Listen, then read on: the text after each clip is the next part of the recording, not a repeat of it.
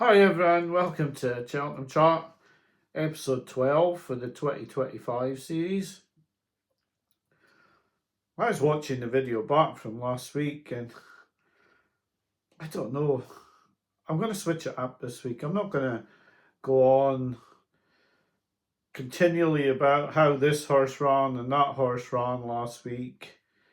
I think we all know that there was a few races last week that were quite informative, but at the end of the day, I'm giving you my view on how horses run, where you'll have your view of how they run. And this is just a small channel, and it's got out of control, very out of control, because I used to put the odd bet up for Cheltenham for the boys in the Caddy Shack, and now there's 1,800 subscribers. And if people do feel very strongly that they want my view on every horse who may run at Cheltenham, then they can put that in the comments. And I'm not guaranteed to reply this week either. I've got a lot of things I've got to do again this week, and I didn't reply last week, which I'm sorry about. But if people do have a very strong view that they want to know my view on every horse who may run at Cheltenham, then we can maybe mix it back up to. But I just thought when I listened to the last video that it was very monotonous, and I wanted to get away from that. I want to sort of get back to the talking about betting and talking about Cheltenham, and because when I started these videos, I absolutely loved Cheltenham. I used to go every year. I was putting the bets up before I left, so all my bets were done before I got to the festival. And obviously COVID etc has changed that, and it's become extremely expensive to go, and almost a bit of a rip-off as well. Of course, that is to do with it, and it is a long way from where I stay. But the way the videos have evolved have changed my thinking, because I used to put my bets up, go to Cheltenham, and not even really, well, I used to think about the bets, but it wasn't all consuming like it has become, because the more years that you make the profit, and I know it's only a small channel still at 1,800 subscribers, don't get me wrong, I'm not thinking this is like a massive show or anything, because I know it's not, it really isn't, but I've taken it into my head that I've got to get a profit every year, and I think my obsession with the profit is the main thing holding the channel back actually at the moment, is my obsession with making a profit on the channel. I can only do my best, and I can only give you the horses who I fancy, and I am very, very good at not putting up bets which I feel I want to put up, and I sit and I sit and I sit on them, and eventually I don't put them up, and the vast majority of them are pretty poor. But it's difficult at the moment, because when I started these videos, it was just me, and social media wasn't as big as it is now. But now if I see a horse, it's more than likely that at least 4 or 5 people on all different podcasts have seen it already. And it happened to me this week with Wood 2. I was sitting on Wood 2 thinking, I asked a couple of people in a small group that I'm in now. They're not podcasters, they're just guys that I know, and they're very, very shrewd, shrewder than me. And what do you think of Wood 2? And we were all talking about the horse, and I liked the form of it. And then it was put up on another podcast, and the 25-1 for the pipe went into 16-1. And there's 33% of the odds gone, and you just think, well, that's another one. And about 4 or 5 weeks ago, in the same group, I was talking with guys about Now Is the Hour, and we all agreed that it was being cemented to the floor, and 125 was such a great mark. And then it came out last week, and the jockey, I think he made a bit of an error, and he didn't really mean to get it as close as he was, and I think really he ran it into a couple of fences at the end to ensure it got beaten. But the mark of 125 suddenly became 135 for finishing fourth, and when you add British tax on with a Grade 2 hurdle win in the UK, I mean, the British handicapper could take an absolute swipe at this. I think he could actually knock the horse out the National Hunt Chase or the Kim Muir. I mean, I'm not saying he will, but I think he might. And it just shows how hard it is, because you're seeing these horses. But when I was the only podcast or YouTube channel, yeah, I could sit on those horses for quite a while and then think, right, okay, I might put that up as a bet. But now I virtually, if I don't do it at the snap of my fingers, the price is gone, or other people are on it, or it's been mentioned on another podcast. You also have this season, especially, you have Up in the Ante have seriously upped their game a little bit.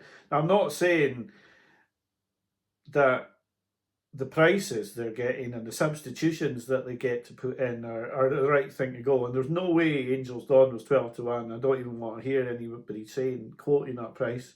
It was never 12 to 1, ever, ever, ever. But they've upped their game. They seem to have people behind them giving them bets this season. I'm absolutely sure they're not picking them themselves this season. I think they've got a few Shrewdies are in helping them along the way. And they're certainly making better picks, and that's making it even worse, because when they were putting up poor picks, at least it was just the other Shrewd podcasts I was against to try and find good horses. But this season I'm against the biggest one, and they're crushing prices on horses as well.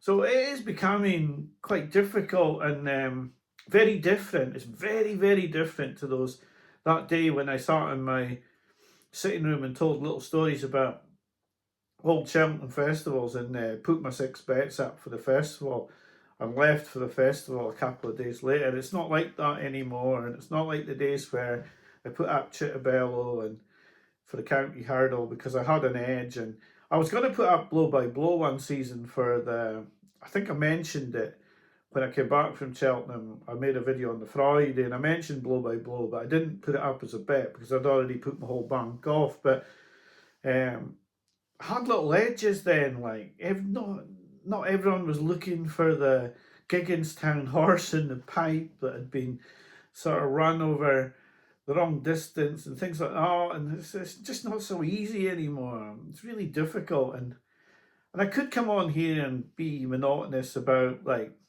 Aurora Vega and That's Nice and Diva Luna, but the truth is that until we see Maureen on Monday, we're not going to know much more about the Mayor's Novice, because if she comes out and absolutely bolts in, it's all a bit irrelevant how That's Nice won at Warwick giving away £7, because I don't think she's quite good enough. And then if this weapon of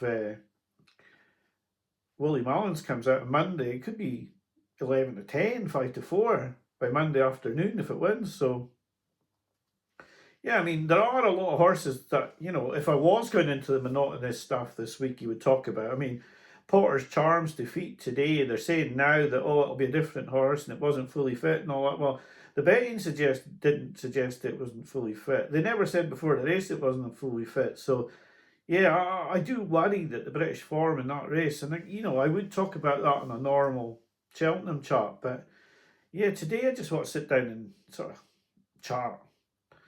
And not even about Cheltenham. I'd love to talk about the old days at Cheltenham.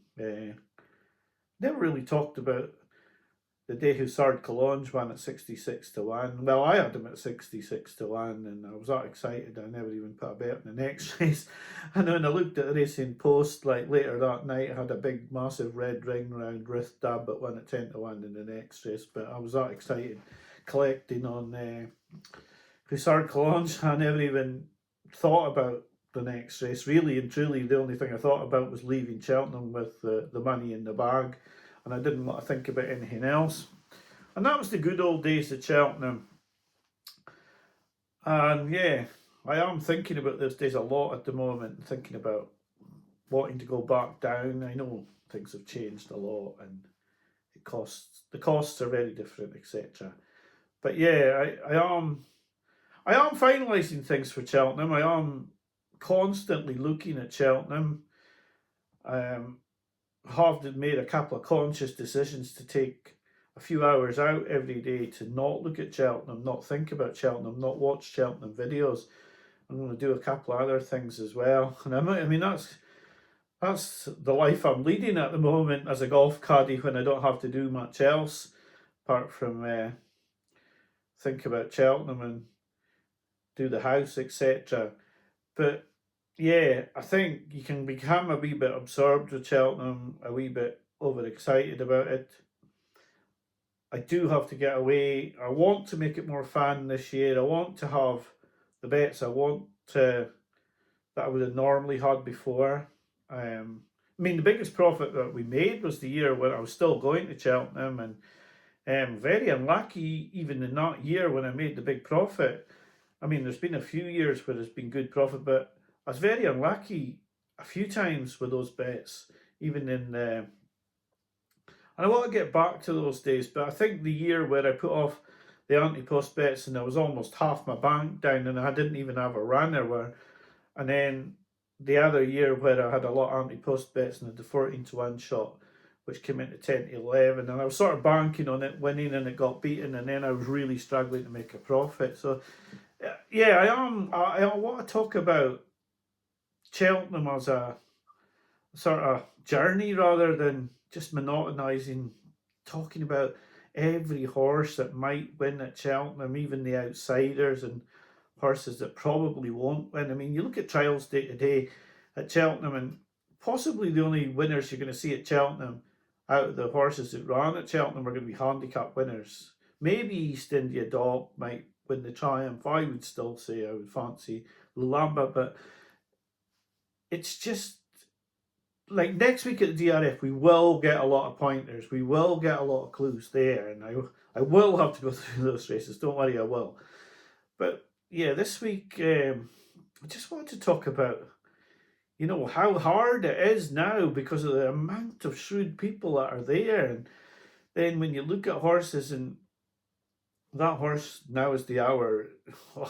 That killed me last week. I was sitting on that one. I was chipping away at it. I was thinking, I'm going to put that up. I just want to know what race it's definitely going for. And then I see the handicap market obliterated, and I think, well, there you go. There's one of the horses I had down. And then, all week I thought about Wood 2 and did nothing about it. And all of a sudden the price clapped on that. But there are more, and there are winners there, and there's no guarantee that now is the hour or Wood who are going to win. And I will keep looking for the horses. I mean, I'm watching all the videos now. I did get a message from Calvin asking if I watched the Mark Chapman show, Unbridled, I think. And actually, I did watch the first couple, and I didn't really like it, so I stopped watching it. And it's one of the only ones that I don't watch. I really don't miss very many of them, but that's one of the ones that I don't watch. So sorry, Calvin. And I do read all the messages, and I didn't have time last week to go into the comments. I tend to have a lot on Sunday and Monday and Tuesday, quite a lot. And then by the time I look at the messages on Wednesday, it's a bit too late, really, to be responding to people that wrote to me on Sunday. Perhaps I should turn the messages off for the next couple of weeks. I would like to see how people think of this video rather than going on about the monotony of the races. Now, obviously, there are some races where you're just going to have no choice but to talk about them because they do really matter what you think. Like, people would say they need to know what most people thought of East India Dock. And I thought it was a very good performance, very polished. I'm not sure that the second horse wanted to get so close, and a lot of horses didn't seem to run their race. And like I said, my opinion would be that I'd rather be with Lulamba than East India Dock, but it was still a good performance, and a lot of people would probably feel differently and rather be on East India Dock than Lulamba. Still got to wait and see what happens next week in the Spring Juvenile, because one of those horses could come out and win that. And that will be a competitive race, and you're not expecting horses to win 8-10 lengths in that race because there will be far more competitiveness about that race. So you're not going to see a win horse win 8-10 lengths there, I don't think. Lots of good horses to come out next week. Like I said, Maureen's out on Monday. Then all the horses at the DRF are out. Then you've got the Betfair Hurdle meeting. And then you're probably going to be looking at a pretty much full jigsaw. And then just piecing together what you want to back and how you want to back it. I have a different sort of strategy to a lot of people, but I do wonder if I should go back to the strategy of just putting all the money on, non-runner, no bet, or anti-post, before the festival and not playing around during the festival. Maybe I should go back to that way of doing it. I think getting my fingers burnt that year where I got a lot of non-runners, but they were very early in the season. They weren't this close to the meeting. They were very early in the season. They were very bad picks as well. But that pushed me into going right close to the festival or during the festival with the bets. And you do see it a lot with even during the week, horses priced defensively, and then on the day you get a better price. So yeah, at the moment, I will say that there is a possibility I'm going to put a bet up next week. Now, it's not a big possibility, but there is a possibility I'm going to put a bet up next week. And it might be one for Cheltenham and one for another race as well. But there is a possibility that I'm going to put a bet up in the next week. I know a lot of people won't like the video I've made tonight, but it was always supposed to be a small channel, and it was never supposed to get to this stage. And I will start going back to the major performances and like what I thought of them, how I think they fit into the jigsaw. But the videos were always started for me to start talking about my experiences at Cheltenham, put up the occasional bet, and they've evolved into this. And I did try and make the video the other way earlier today, and I thought, when I started listening to it back before I put it up, I thought, that just sounds like every other video I put up, and I wanted to mix it up tonight. So if you don't like it, I'm sorry. I will be back next week after the DRF. In fact, I may do a two-pronged DRF where I analyse the first day and then analyse the second day, because it may just be too much for one video, especially as I don't like putting videos up that are much longer than 25 minutes. So we'll see how that goes. If you don't like this format to the video tonight, that's fine. Just let me know. Anyway, I'm wishing you a good week. I hope you find some good bets for the DRF. I hope you found good bets for the Cheltenham Festival. Look out, there might be a video during the week. Thanks for watching. Have a great week. Bye for now.